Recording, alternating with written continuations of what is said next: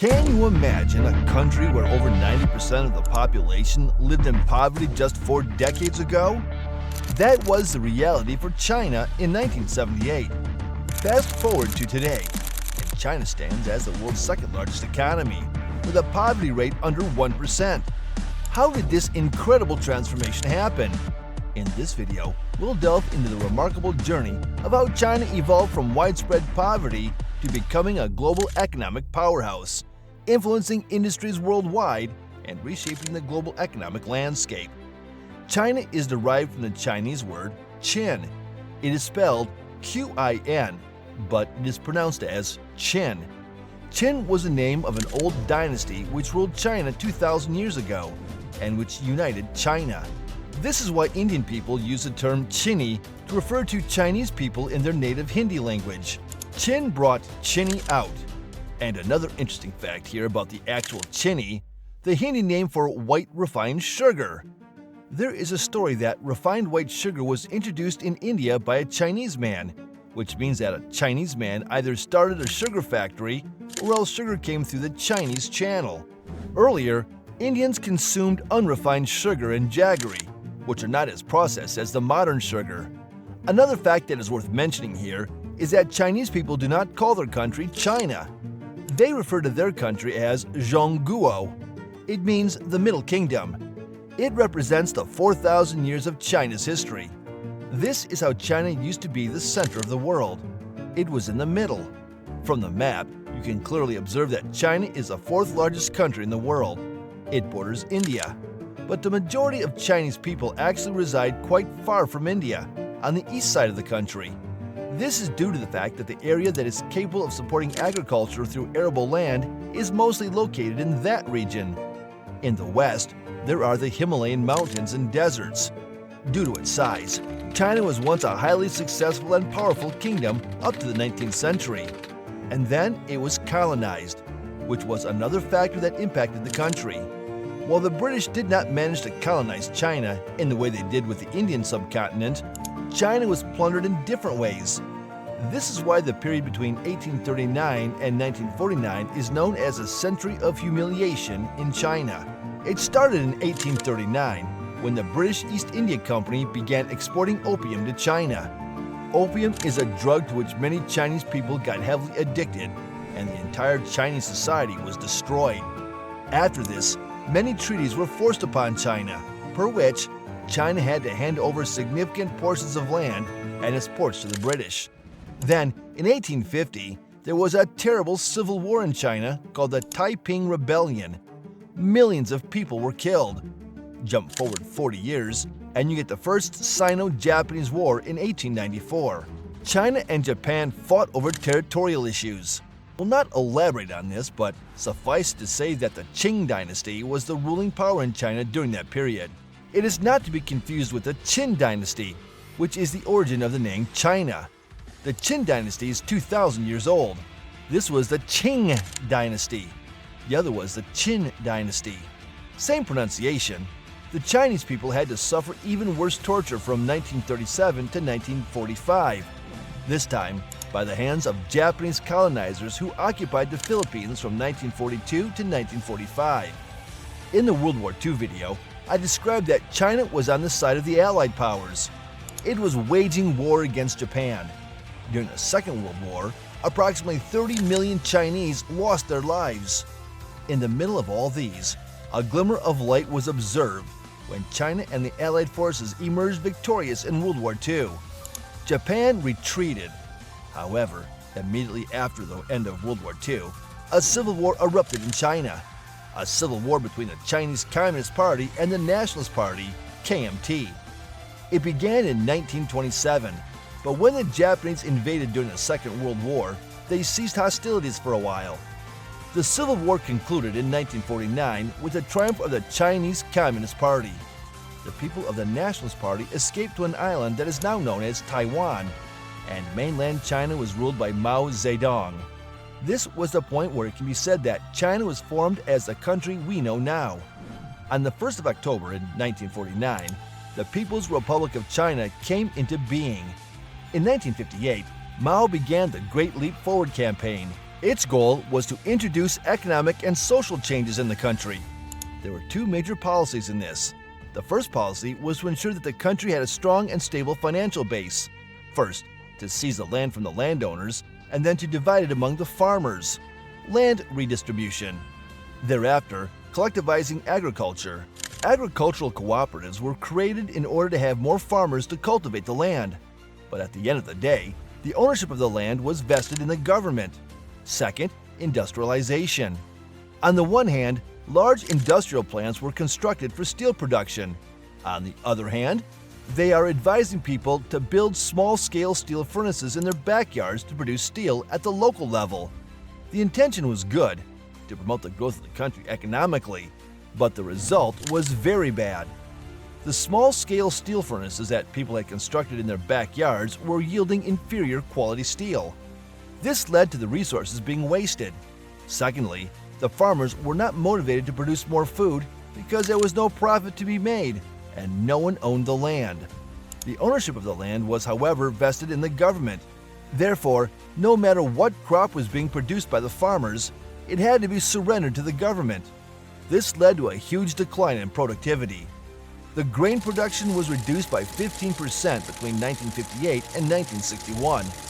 Within a few years, because of the bad climate and some other masterstroke policies of the Mao regime, the entire country was starving. This famine was so severe that it led to the death of between 20 to 40 million people in China. It is considered one of the most devastating famines in history. In other words, Mao Zedong was an autocrat, and this is the best way to describe him. And since there are no checks and balances system for dictators as there is for a democracy, dictators have a tendency of imposing their wills without much thought or trial. There are many such decisions which Mao made that made China worse. One of the examples of such decisions was the sparrow extermination. The intention of Mao was to produce more food. Thus, it was decreed that all the sparrows and all the birds should be killed because those birds consume the grains. They eat some crop grains from the fields, so the crops are affected by the birds. So all the birds in the country were to be exterminated. A few years after this operation was launched and the sparrows were exterminated, people discovered that the pests and insects were growing so quickly that they were inflicting greater harm to the crops. This made the scarcity of food worse. Subsequently, a scientist discovered that no one would remain to consume those insects if every bird was eliminated. Because the birds consumed the insects, the number of insects was kept under control. The entire ecological system was thrown off balance. The situation deteriorated to the point of starvation. Following such a massive failure, Mao was chastised by both the Chinese public and the Communist Party. But Mao Zedong was unwilling to recognize his error. Another campaign has started. The Cultural Revolution occurred in 1966. The term implies that it was intended to bring about a cultural revolution in the country, but the true objective was to give Mao authority and suppress the opposition. Propaganda and PR machinery were used extensively here. To show off his power, Mao swam in the Yangtze River. This is a famous photo of him. A civilian army is formed by the students, the Red Guards.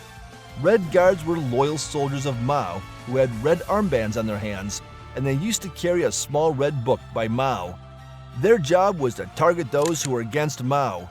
Intellectuals, party leaders, and everyone who did not support Mao's ideas were targeted, publicly humiliated, and frequently subjected to violence.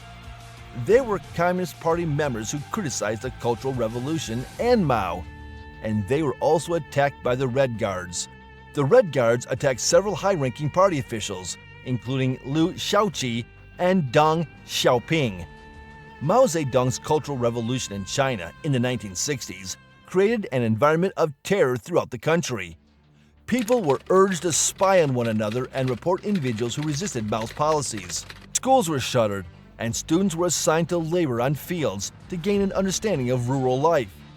This resulted in turmoil, as factions like the Red Guards battled among themselves, damaging historical landmarks and causing widespread damage. By 1968, Mao had grasped the turmoil produced by the Cultural Revolution and abolished the Red Guards to reclaim control. It is estimated that hundreds of thousands to 2 million people perished during this period, and that Mao's actions resulted in up to 50 million fatalities in China. Despite these catastrophes, there were some beneficial developments under Mao.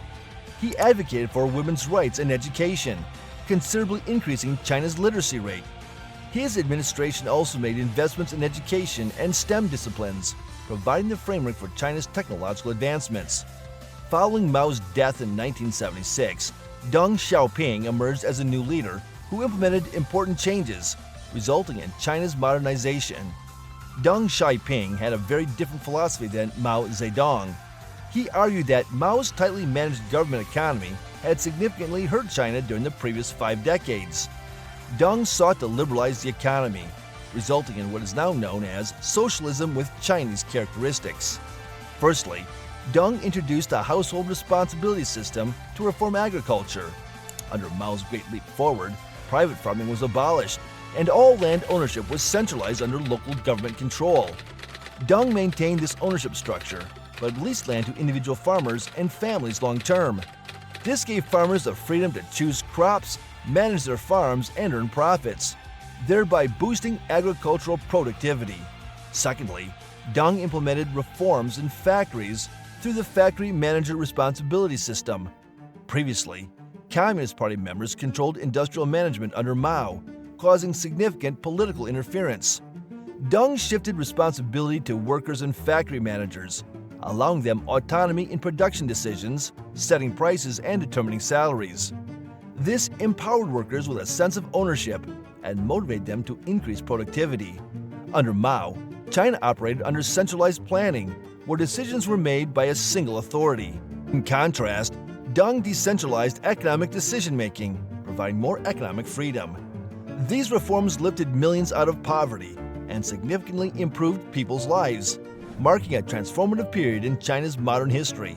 Between 1978 and 1984, China's agricultural output grew by an average of 7.4% annually, and grain production doubled from the late 1970s to the mid-1980s.